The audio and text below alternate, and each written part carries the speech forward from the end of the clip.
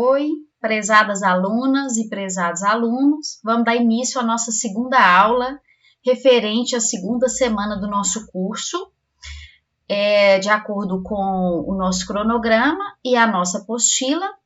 Nessa segunda aula, nós vamos falar sobre os termos essenciais e os termos acessórios na sintaxe. Quando eu falo em um predicador, na aula passada eu falei para vocês que o predicador, ele geralmente é o verbo. Ele não vai ser o verbo quando eu tenho um verbo de ligação. Porque no verbo de ligação, como eu dei lá o exemplo, a mulher está grávida, quem determina o que tem que ser exigido na frase não é o estar, né? É o grávida. O grávida, ele vai exigir que eu tenha um termo, por exemplo, que seja mais humano, mais animado. Eu não posso falar a pedra está grávida, porque ela não tem uma característica de animação, né? Que é o que a gente chama nos estudos sintáticos. Então, quando eu tenho um verbo de ligação, o predicador será sempre o adjetivo, a característica. Já quando eu tenho qualquer outro verbo, que a gente fala na gramática, os verbos transitivos ou intransitivos, e que aqui a gente está falando em monoargumental, observem que eu utilizo dois tipos de vocabulários com vocês aqui nesse curso. Então, quando eu falo que o verbo é monoargumental, ele só precisa, mono é um, ele só precisa de um argumento. O argumento é um termo que vai existir naquela frase para suprir a necessidade. Nós já falamos isso na semana passada. Por exemplo, voar, né? O pássaro voou, o homem morreu, o homem nasceu. Então, de fato, a gente não precisa de um outro argumento que a sintaxe vai exigir, não, tá? Esse nome que eu dou aqui para vocês de predicador, que é aquele que vai predicar, que vai dar as ordens naquela frase, que vai falar, olha, eu preciso de alguém para pescar, eu preciso de algo que vai ser pescado, porque eu, o verbo pescar, sou o predicador dessa frase. Então, eu estou usando aqui essas nomenclaturas, predicador. Nos livros gramaticais escolares do ensino fundamental, do ensino médio, a gente usa a expressão verbo transitivo, intransitivo. O verbo monoargumental é o intransitivo. Ele só precisa de um termo e ele já supre a necessidade dele. O verbo transitivo, ele tem que transitar em outros lugares da frase. Então, é o biargumental, é a mesma coisa. Observe que o bi, que dá a ideia de dois, o biargumental, ele pode ter até 3 argumentos. O sujeito, que é o que a gente chama do argumento externo, que está lá do lado de fora. Lembram quando eu falei que a estrutura, a gramática mental? Então, quando nós estamos estruturando uma frase, e eu penso no verbo lavar, então eu lavei o copo. Lavar o copo é uma estrutura que mentalmente ela acontece primeiro, tá? Depois vem o argumento externo, tá? Quando a gente pensa no que vem acontecendo primeiro nos estudos mentais de uma gramática, né? Como eu falei, a gente não pensa em gramática só naquele livro, a gramática, aquele livro grosso, a gente pensa a gramática como tudo o que acontece na mente. Então, os termos essenciais e termos acessórios da aula de hoje têm tudo a ver com isso. Por que tem a ver? Porque termo essencial é aquilo que o predicador vai exigir. Ele vai falar, tem que ter na frase. É essencial. Então, se eu falo, por exemplo, o verbo lavar, eu lavei o copo, esse lavar é o predicador, o verbo lavei aí, né? Lavei, é o predicador. E ele vai predicar, ele vai exigir que hajam 2 termos ali naquela frase. Tem que ter alguém para lavar e algo para ser lavado. Então, esse predicador, ele precisa de 2 argumentos, 2 termos. Um termo é o sujeito, que vai concordar com o verbo, eu lavei, e o outro termo é o objeto, ou complemento do verbo, que quem lava, lava alguma coisa, no caso, o copo. Então, nessa estrutura, eu tenho apenas termos essenciais. Eu, o copo, e o predicador que predicou e exigiu esses termos essenciais. Mas os termos acessórios não quer dizer que eles não sejam importantes. A gente usa a palavra essencial no sentido da sintaxe, num estudo sintático, que é o que nós estamos fazendo aqui nesse curso. Então, no nível sintático, esse termo é essencial. Se eu falo chorei, eu só preciso de um termo, alguém que chore, só um termo. Agora, quando eu tenho, por exemplo, um outro verbo, a menina bebeu o suco. Beber, eu preciso de dois termos essenciais. Eles são essenciais.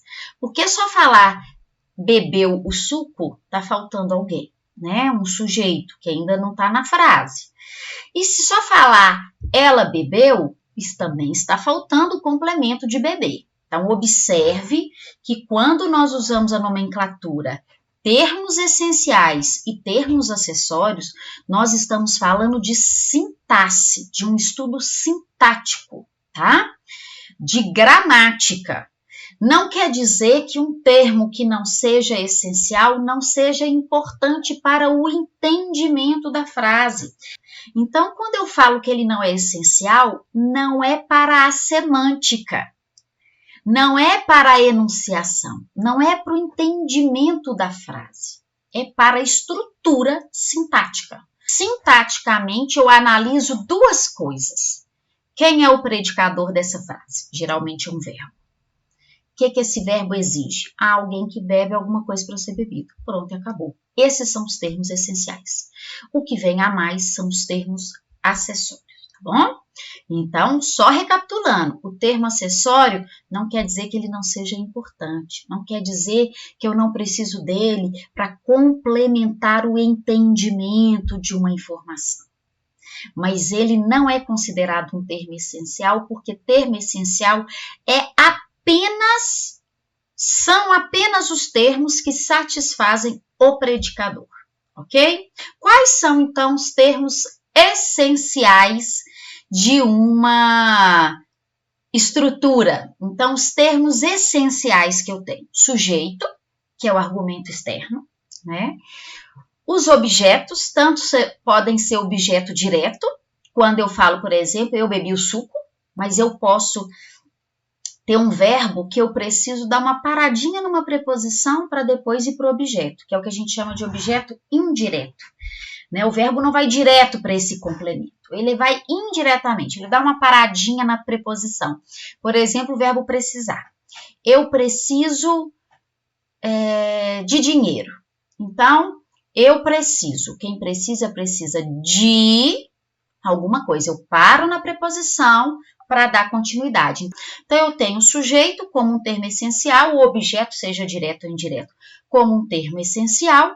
Eu tenho os predicativos do sujeito e eu tenho também os complementos verbais.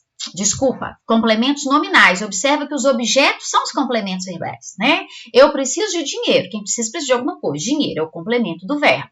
Agora, eu tenho também complementos de nome. Eu tenho saudade. Saudade é um nome, é um substantivo. Saudade não é verbo. Mas ele precisa de complemento. Quem tem saudade de alguém ou de alguma coisa. Bom, agora, quais são os termos acessórios? Quais são os termos que eles não são essenciais e eles não são exigidos por um predicador? Eu tenho os adjuntos adverbiais, tudo aquilo que dá noção de tempo, lugar e modo. Tenho também os adjuntos adnominais, eles ficam juntinho do nome, mas não são exigidos pelo predicador, tá bom? Então, por exemplo, eu tenho uma calça amarela de bolinha branca com lista vermelha. A calça é o núcleo, ele é o mais importante. Eu tenho, quem tem alguma coisa, uma calça. Agora, esses adjuntos adnominais que estão junto da calça ali, ou a porta de madeira da minha casa é firme, porta de madeira. O de madeira é uma característica da porta, é um adjunto adnominal, tá ali juntinho do nome, tá? São termos acessórios. Além dos adjuntos adverbiais, adnominais, eu tenho mais dois, o aposto e o vocativo. O vocativo é quando eu invoco, quando eu chamo. Então, por exemplo, eu estou na sala de aula e falo assim, pessoal, hoje vamos aprender os tipos de sujeito. Quando eu falo pessoal, eu estou chamando, eu estou invocando. É o vocativo. E temos também aposto. O aposto, então, ele é um termo que está ali no meio da frase e ele vem para explicar algo a mais. Por exemplo, quando eu digo Machado de Assis, aí geralmente o aposto está entre vírgula, Machado de Assis, vírgula, um dos maiores autores do Brasil, vírgula, morreu no século passado. Onde é que fica o uso da vírgula? O que tem o uso da vírgula, que é um dos nossos temas, né, dessa unidade 2 da nossa apostila? O que tem a ver a vírgula com termos essenciais e termos acessórios? Tem tudo a ver. Qual é a principal regra da vírgula? Que é que você mais precisa aprender e que se você tiver claramente essa regra da vírgula, você vai errar cada vez menos, tá? Uso. Primeiro que vírgula não é respiração. Quando eu dou uma pausa na fala e eu vou lá e marco e coloco, insiro a vírgula. Não tem nada a ver com respiração. A vírgula, ela tem a ver com os termos essenciais. Então, se eu tenho predicador e os termos essenciais, aquilo ali é um bloco importante, é essencial aquilo ali. Eu não posso separar com vírgula. Essa é a regra da vírgula. E essa regra, se você souber, você errará cada vez menos, acertará cada vez mais a pontuação na escrita. Então, vamos supor que eu tenho uma frase que é, eu lavei a meia, tá? Eu lavei a meia. Lavar é o predicador, e ele exige dois termos. Quem vai lavar e o que vai ser lavado. Eu lavei a meia. Ok. Sintaticamente está completo. Eu tenho os termos essenciais, nada está faltando, então eu não posso pôr a vírgula. Então, qual que é a regra da vírgula? Eu nunca separo, nunca, o sujeito do verbo e nem o verbo do complemento. Então, o verbo do complemento dele não pode ter vírgula, e o sujeito não pode ter vírgula entre ele e o verbo. Essa é a regra, porque são os termos essenciais. Eles são tão essenciais que eles ficam juntinhos e ninguém separa, nem a vírgula. Agora, no meio desses termos essenciais, às vezes a gente coloca umas informações. Eu posso, por exemplo, falar assim, eu ontem lavei a meia.